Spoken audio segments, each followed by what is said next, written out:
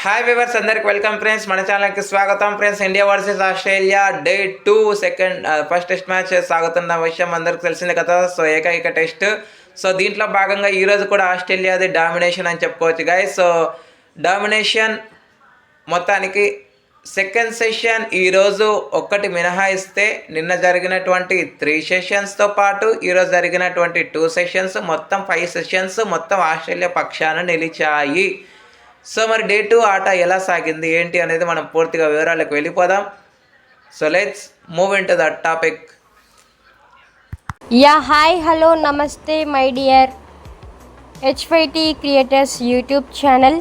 మీకు గనక మా వీడియోస్ నచ్చినట్లయితే లైక్ చేయండి, అలాగే కామెంట్, షేర్ అండ్ సబ్స్క్రైబ్ చేయండి. పక్కనే ఉన్నటువంటి ఆప్షన్స్లోకి వెళ్ళి ఆల్ అనే ఆప్షన్ని సెలెక్ట్ చేసుకోండి. ఇలా సెలెక్ట్ చేసుకోవడం ద్వారా మా వీడియోస్ ఎప్పటికప్పుడు అందరికంటే ముందుగా మీకు నోటిఫికేషన్లో వస్తుంది.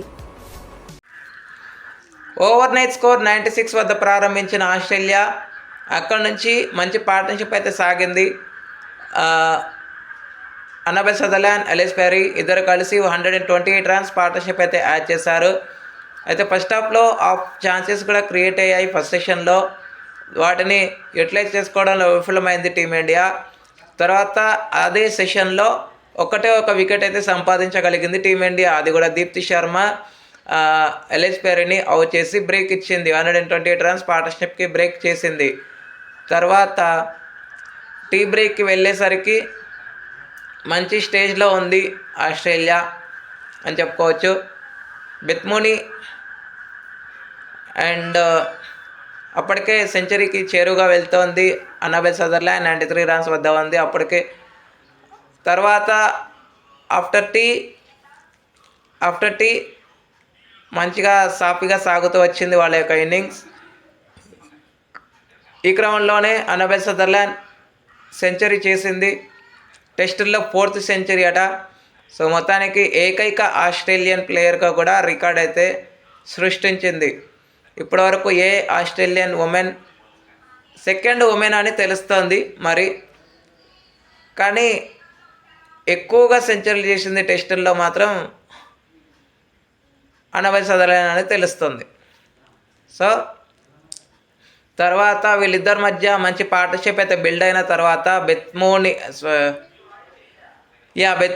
19 రన్స్ వేసి అవుట్ అయిన తర్వాత వండర్ఫుల్ పార్ట్నర్షిప్కి అయితే బ్రేక్ పడింది. క్రాంతి గౌడ్ ఈ పార్ట్నర్షిప్కి బ్రేక్ చేసింది. జమైమా రోడ్రిగ్స్ అద్భుతంగా క్యాచ్ అయితే తీసుకోవడం జరిగింది. తర్వాత Ashleigh Gardner no score disturbance, only 1 run చేసి ఒక రన్ స్కోర్ బోర్డ్ క్యాచ్ చేసి అవుట్ అయింది. యాష్లీ గార్డ్నర్ అవుట్ అయ్యే సమయానికి 241 స్కోర్ ఉండింది. తర్వాత టాలియా మెగ్రాతో కలిసి అన్నబెల్ సదర్లాండ్ పార్ట్నర్షిప్ నిర్మించే క్రమంలో అన్నబెల్ సదర్లాండ్ కూడా మొత్తానికి తన ఇన్నింగ్స్కి స్వస్తి పలకాల్సి వచ్చింది. 129 రన్స్ అయితే స్కోర్ చేసింది. దీంట్లో 17 ఫోర్లు అంతే, ఒక్క 6 కూడా లేదు, 17 ఫోర్లు ఉన్నాయి. సో 129 రన్స్ అయితే స్కోర్ చేసింది. తర్వాత ఆ మరుక్షణమే మళ్ళీ మెక్రాత్ కూడా 19 రన్స్ చేసి అవుట్ అయింది. ఈ క్రమంలో Lucy Hamilton and Alana King మంచి పార్ట్నర్షిప్ అయితే నెలకొల్పారు. డిన్నర్కి వెళ్ళే సమయానికి స్కోర్ 310. అప్పటికి ఆస్ట్రేలియా 112 లీడ్ అయితే సంపాదించింది. 21 రన్స్ పైన అలానా కింగ్, తర్వాత ఈమె 7 రన్స్ పైన ఉండింది. 12 రన్స్ పైన ఉండింది లూసీ హామిల్టన్. సో తర్వాత ఆఫ్టర్ డిన్నర్ చకచక్క వికెట్స్ అయితే తీసుకోగలిగారు అని చెప్పుకోవచ్చు ఇండియా. సో టోటల్గా సాయిలీ సత్కరే కీలక పాత్ర వహించిందని చెప్పుకోవచ్చు. తనకి 4 వికెట్లు అయితే దొరికాయి. అండ్ దీప్తి శర్మ 2 వికెట్లు, క్రాంతి గౌర్ 2 వికెట్లు, కశ్వి గౌతమ్ స్నేరానాతో పాటు షఫాలి వర్మ ఇద్దరు ఒక్కొక్క వికెట్ అయితే తీసుకోవడం జరిగింది. ఓకే, సత్ఫలితంగా 125 లీడ్కి రిస్ట్రిక్ట్ చేయగలిగింది టీమిండియా. అనంతరం సెకండ్ ఇన్నింగ్స్ని ఆరంభించిన టీమిండియాకి ఓపెనర్లు ఏమాత్రం శుభారంభం అయితే అందించలేకపోయారు. ఫస్ట్ స్మృతి మందాన మరొకసారి విఫలమైంది. 2 రన్స్ వేసి అవుట్ అయింది.